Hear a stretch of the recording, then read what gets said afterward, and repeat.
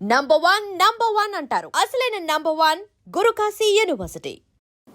మీకు ఒక సంఘటన చెప్తే బాగా పట్టుకుంటారని చెప్తున్నా.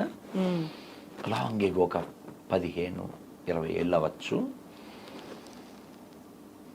బృందావనంలో రాధాకుండ్ దాస్ అని ఒక ఆయన అమెరికన్. మేము గోవర్ధన పరిక్రమ చేసి అలసిపోతాం కదా ఎండలో, 21 కిలోమీటర్స్ అది తిరిగితే మరి అలసలు వస్తుంది, చెప్పులు కూడా వేసుకోం కదా.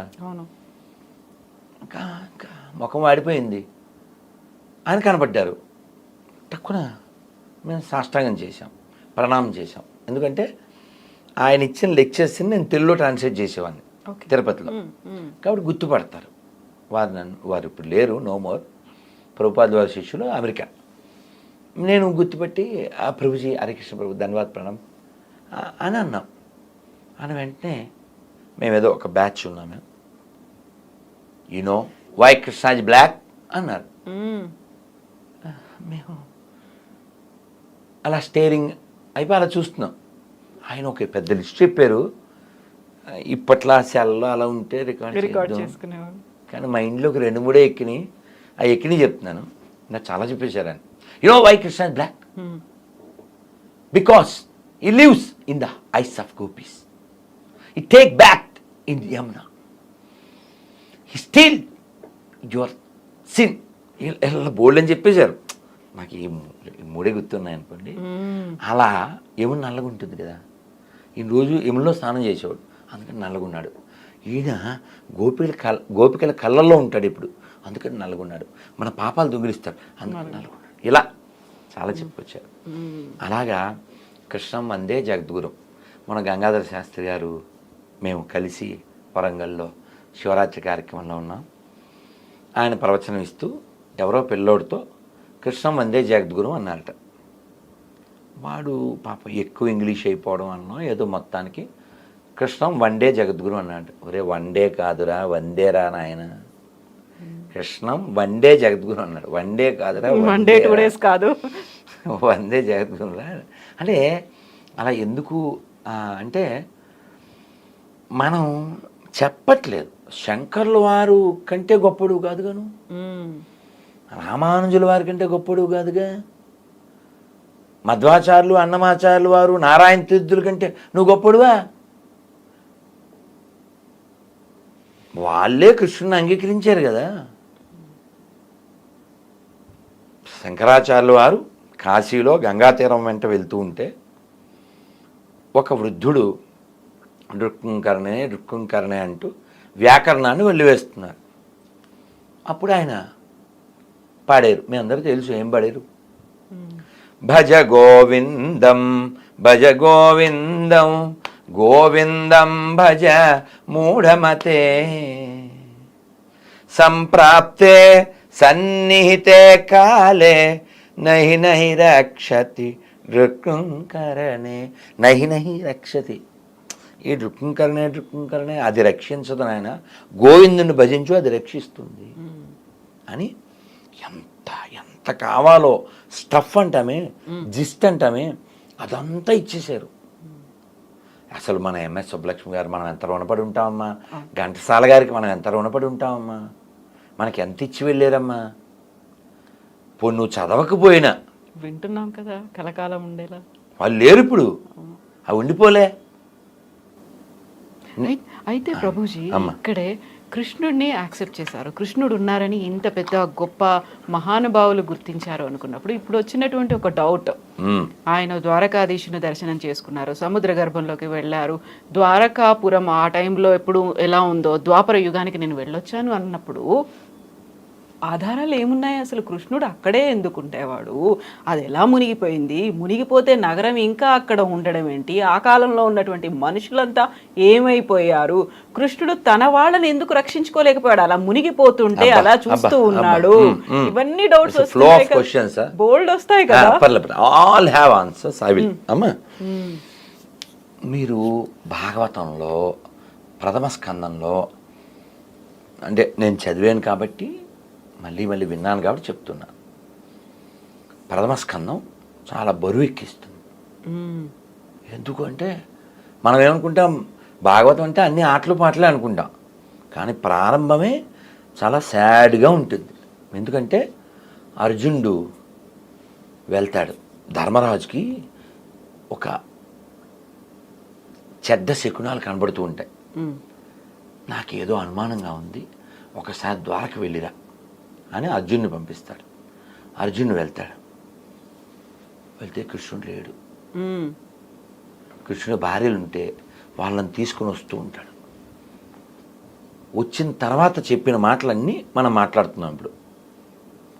ఎందుకు అలా అయిపోయావు, అంత నిస్తరానంగా ఎందుకు అయిపోయావు అంటే, అన్నయ్య మన సఖుడు, మన బంధువు, మన మిత్రుడు, మన ప్రాణం ఆయన కృష్ణుడు ఇంక లేడన్నయ్య, ఆయన స్వధామానికి వెళ్ళిపోయాడు అని చాలా బరువు ఎక్కించేటువంటి బాధాకరమైనటువంటి ఈ విషయం చెబుతూ, కృష్ణుడు లేడు, వారి భార్యలందరినీ నేను తీసుకుని వస్తున్నాను, దారిలో వేటగాళ్ళు నన్ను అటాక్ చేశారు, నా గాంధీవం నా విల్లంబులు ఎక్కువ పెట్టాను, మంత్రం గుర్తు రావట్లే, తప్పక నేను మామూలు వ్యక్తిలాగా ఆ గాంధీవం ఇలా వేయవలసిన బాణాలు దాంతో దాడి చేశారు, దాంతో చేశాను, అయినా వాళ్ళు లాక్కుని వెళ్ళిపోయారు. ఇన్ని రోజుల నా విజయం నాది కాదన్నయ్య, ఆయన ఉండబట్టి కదా ఇదని, నేను ఆయన ఉంటే నేను హీరో, ఆయన లేకపోతే నేను జీరో అని ఇలా చాలా బాధ వ్యక్తం చేస్తాడు.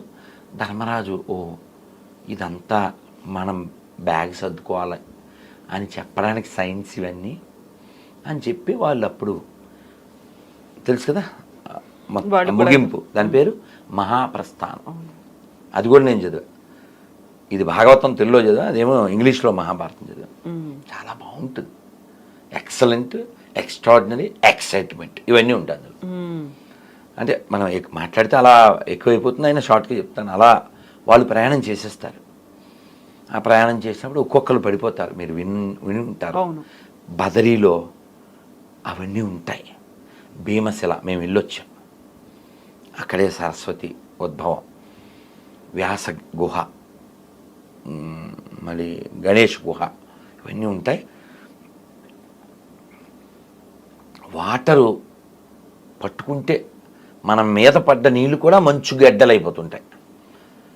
అలాంటి స్థితిలో ఆక్సిజన్ అందని స్థితి వరకు కొంతమంది మన వాళ్ళు ప్రయత్నం చేసి వెళ్ళిన వాళ్ళు ఉన్నారు. ఈ హైదరాబాద్లో ఒక ఆయన నాకు ఉపాధ్యాయుని, ఒక హిందీ ఆయన, నేను వెళ్ళాను స్వామీజీ అని చెప్పారు. అంటే up to the mark almost. అంటే ఏంటి, భీముడు